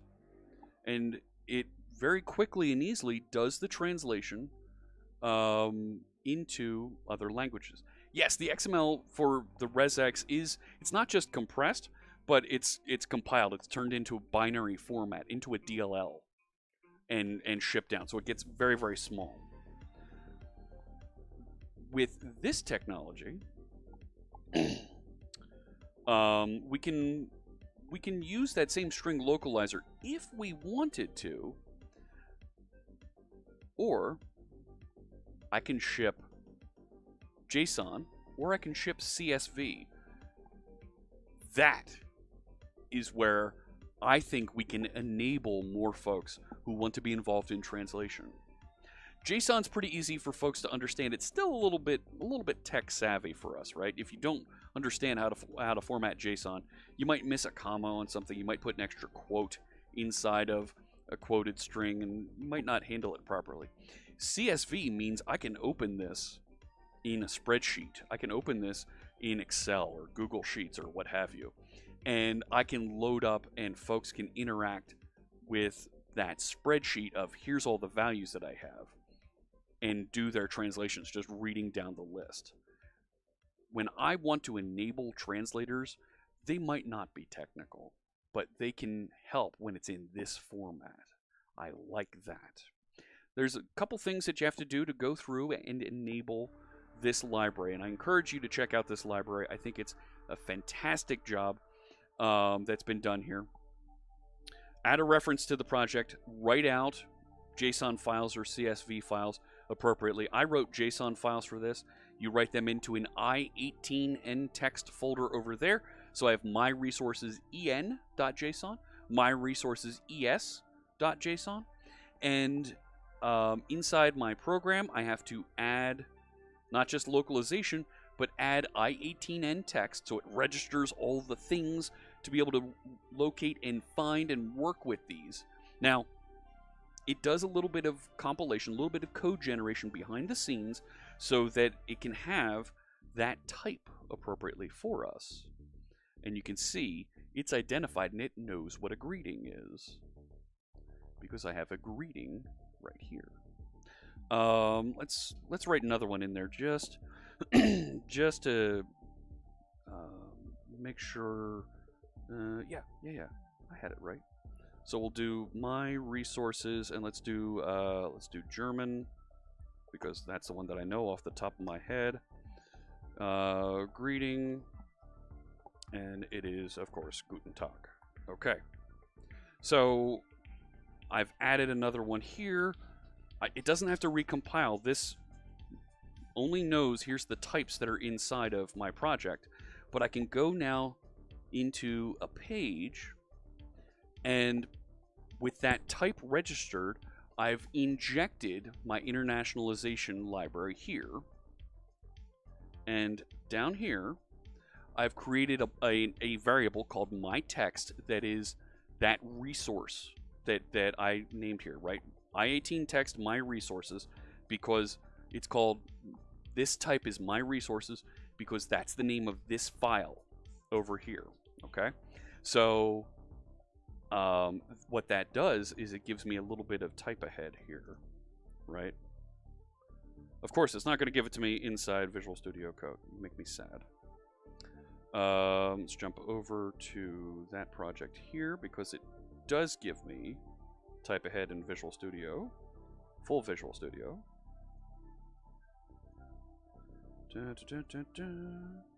So now here,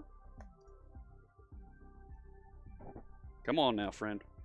There it is. Now I get my IntelliSense, and I can go through and choose those templates, those things necessary for, right, for formatting this page. So to the question that we had earlier about all this templated text, all this templated format here, when you're naming and specifying and building your page, and I don't know where that came from, this, in my opinion, makes it easier to find that. And I don't have to just do it that way.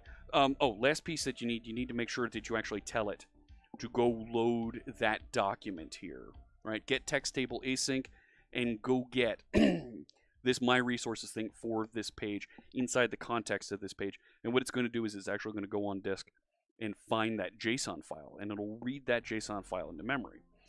Now, what's nice about that is that JSON file will then be cached inside the browser.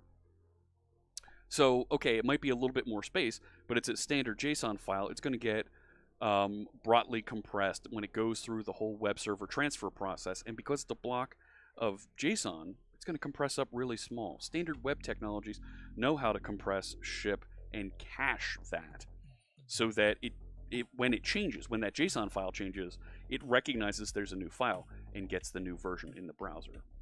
So I've got this loaded, and it outputs it for me there.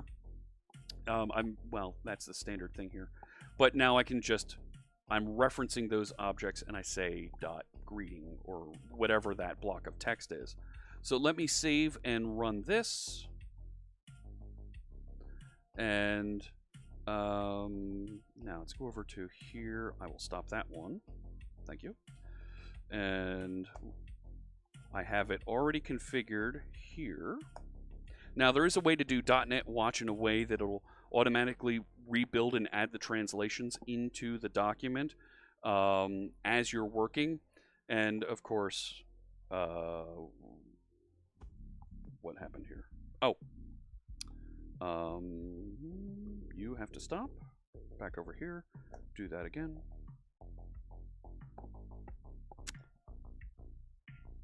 Can't run two web servers on the same address. There we go. So this is my Toolbelt version, and it says "Hello World." Now, if I jump over, I don't have the German right?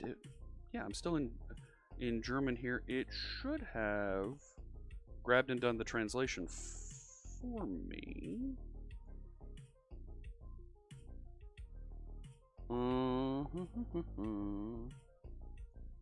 Don't do this to me.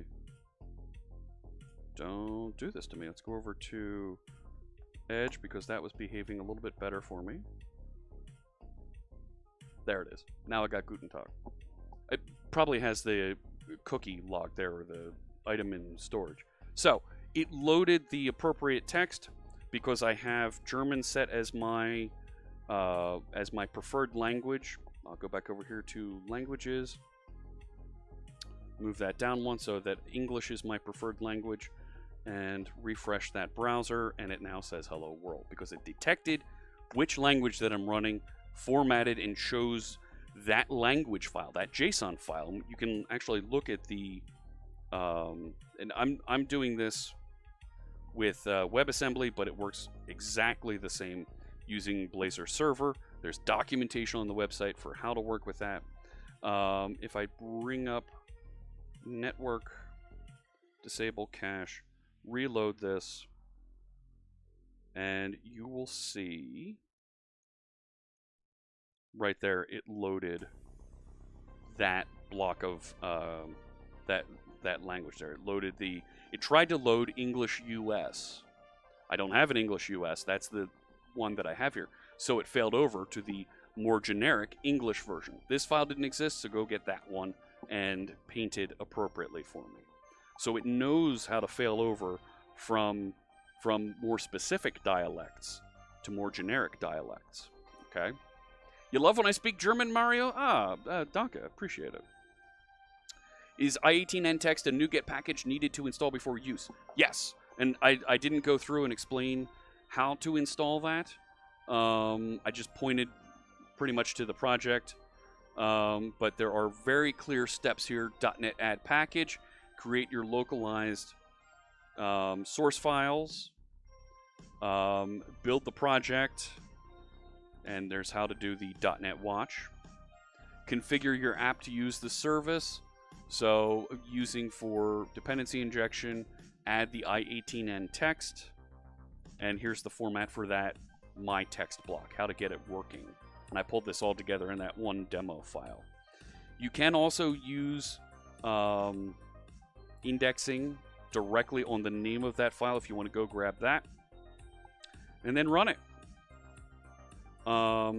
And just a little bit of extra information when you're running on the server, and we've already seen how to do this. So, pretty easy to do when you need that feature. Lolo doesn't like it. It's not human readable inside the page. Well, here's the thing, right? For us as developers, I just named that greeting, right? Nothing says that I couldn't, right? For me as an English first speaker, nothing says that I couldn't take this and inside of here, right? Maybe I don't call it greeting. Maybe I call it hello world. And it's just hello world. But then I need that same, right? I need that same entry over here.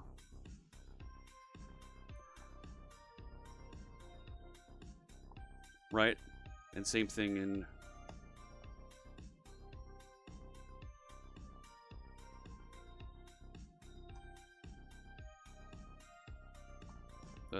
like that.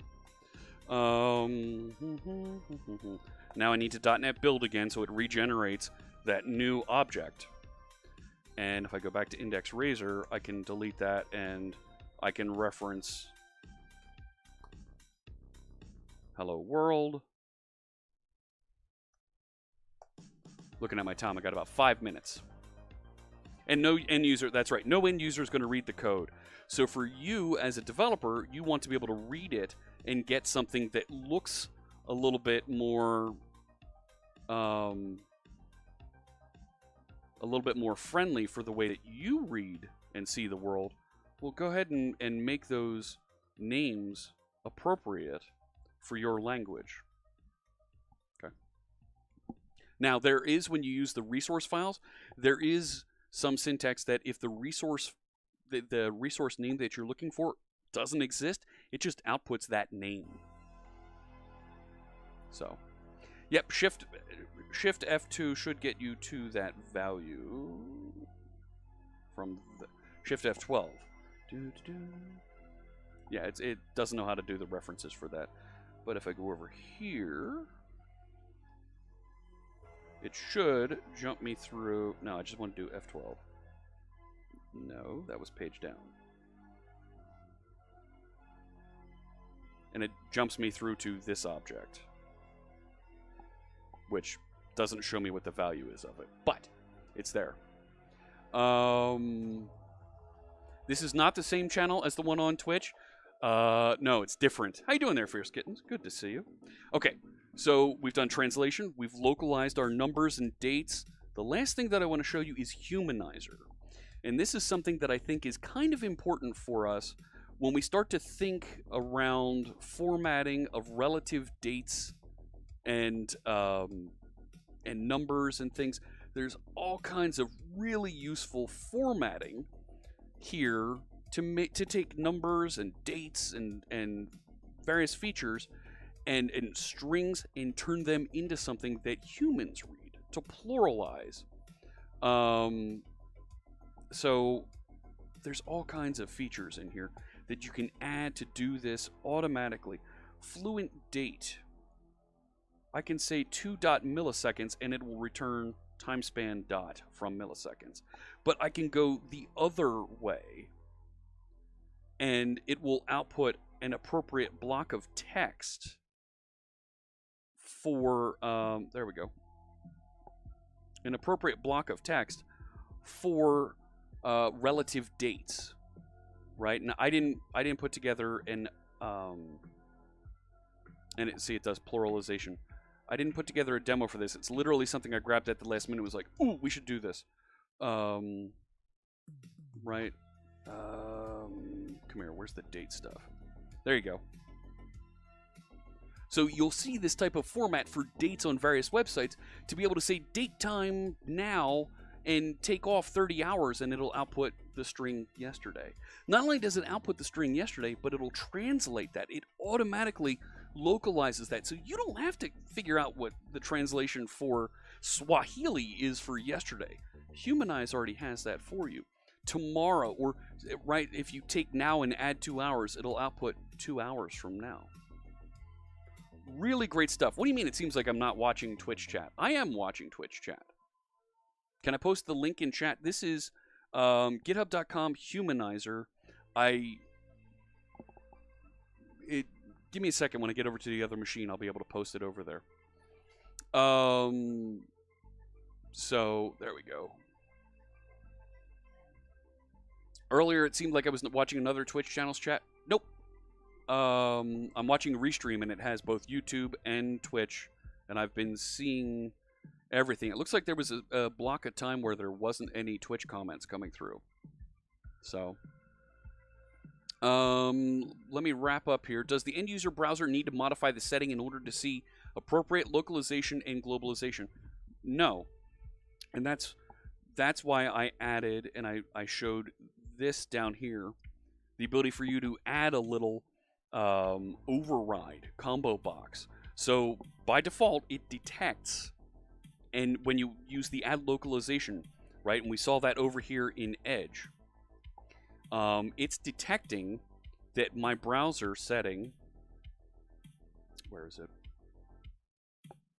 Right, I don't have any detection built here, any cookies or anything, but I have this configured to use German as my preferred language. So when I navigate to the website, because it has the add localization, it detects the accept header is German first and tries to do German formatting appropriately. I did show some samples that are running. Let me stop that one. And oh, see.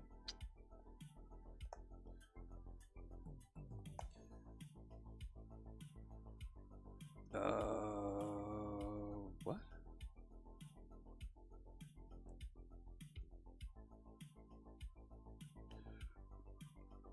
No, that's the server. Server one's the one I shut down. It's still running inside here. There it is, that one. So here it is running in WebAssembly, and it's detecting. No.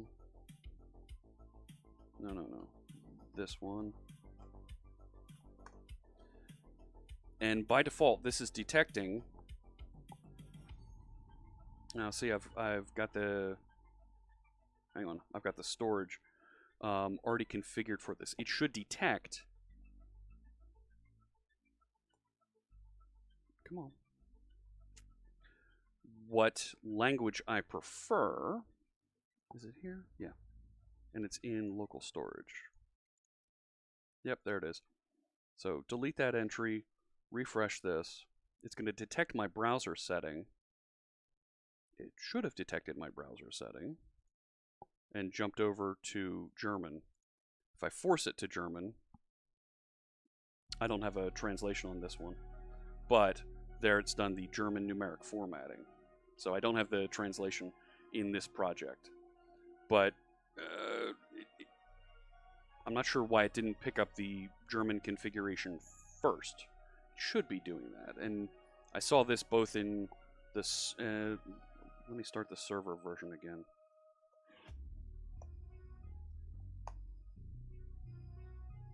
Because I had this running.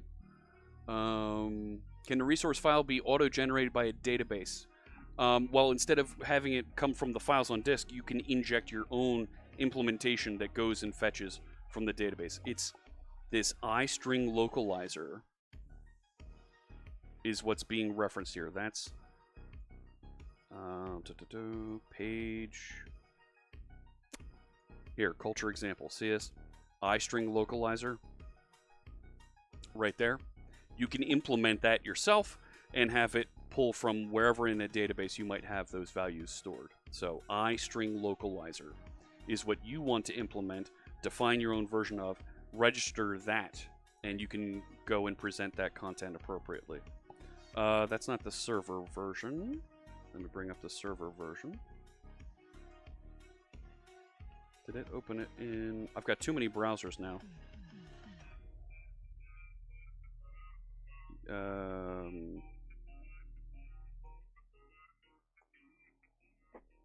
Yeah, there it is, defaulting to German and loading that information. And I don't have a block of text for that. So, whew, we covered a lot. Let me head back over to the other scene and let's wrap things up.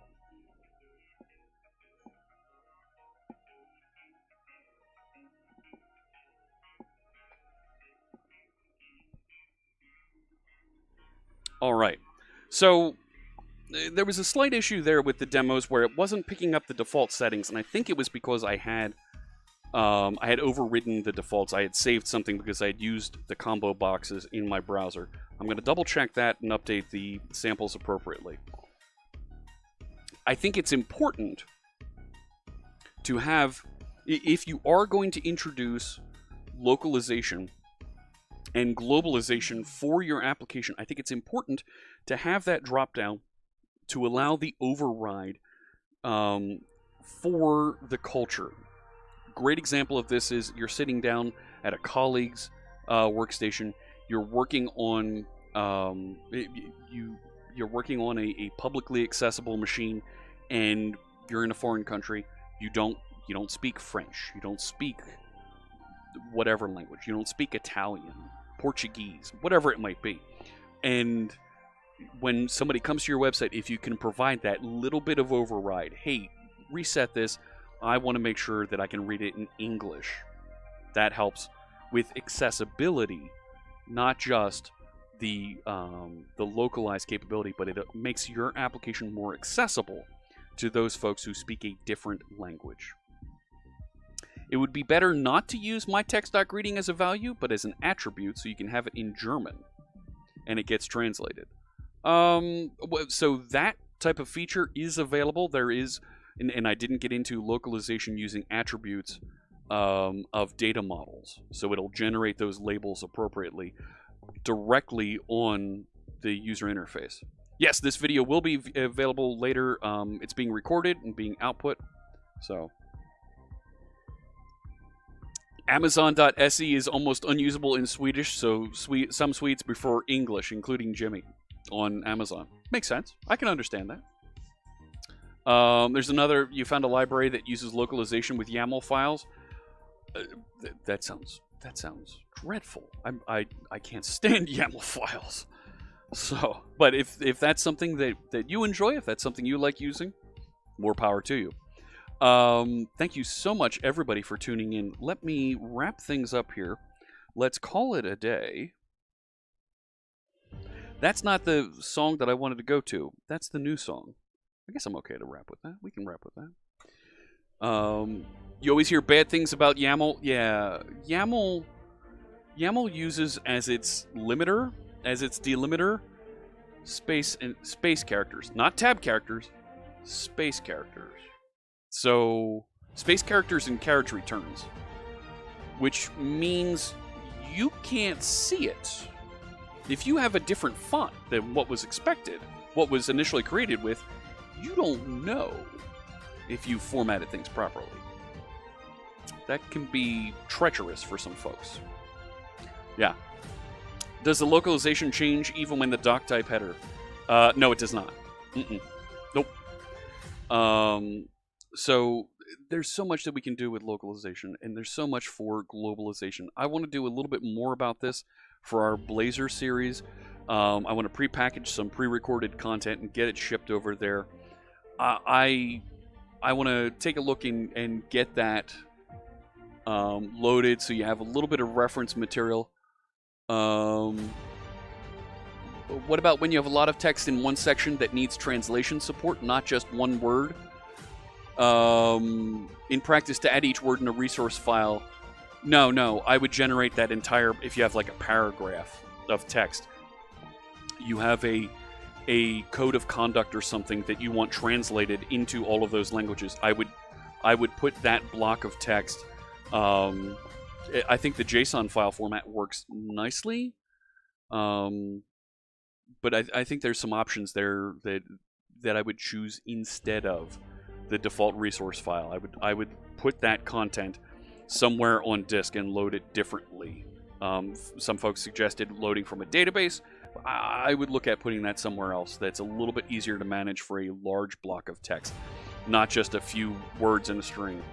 So we didn't even touch on string formatting, but you can use string formatting, so you can appropriately drop in a number or a name or a value of things. So what will the next session be about? I don't know. I need to plan it. I'm not quite sure. There's been a couple questions that have come up. I could do another Blazor errata stream because there were some questions about how to do social network interactions. I could put together a handful of demos on that, but I would really like to move on to a different topic as well. I don't know. I need to figure out and plan it. But next week is going to be the last week that I have before 2 weeks off, because I'm speaking at a conference the 4th and I'm on holiday the 11th. So I'm not quite sure yet. I need to plan that. I may just do an errata stream and just a whole selection of different samples of different questions answered. So do I think Blazor performance is Razor performance is better than Blazor? No, I don't. They're both the same, because they both use the same technology, the same engine. One might be slightly faster than the other based on optimizations. Razor performance is probably a little bit faster because it's compiled to a DLL. And since it's compiled, you're going to get it rendering just a little bit faster. Thank you so much, friends. I really appreciate you tuning in. It's been a fantastic stream today. I had a couple of the demos there not work. I will tune and get those working properly, so they're out there in the demos for you to reference on the GitHub site. Taking a look at who else is streaming out on the big Twitch TV network. Who else? Who can we raid? Who can we get you connected with? I thought I saw earlier. See a handful of folks. Let me get you connected. Speaking of inclusive design, our friend Donna Sarkar is on the Microsoft Developer Channel talking about inclusive design. Those of you that are on YouTube, thank you so much for watching. I hope you check out some of the other great videos we have for you here on the .NET channel. There's a bunch of playlists down below. There's other live shows, live streams coming up throughout the day if you want to go check those out. And those of you that are on Twitch, get ready. We're going to go check out the Microsoft Developer Channel. And our friend Donna Sarkar is over there talking about accessibility in development. An important topic that we should all be concerned about so that more folks can use our applications. When you start to build and think about adding accessibility into your applications, it makes those apps, it makes those tools easier for everybody to use. So sit right back, all of our friends on Twitch, and get ready to join the Microsoft Developer channel.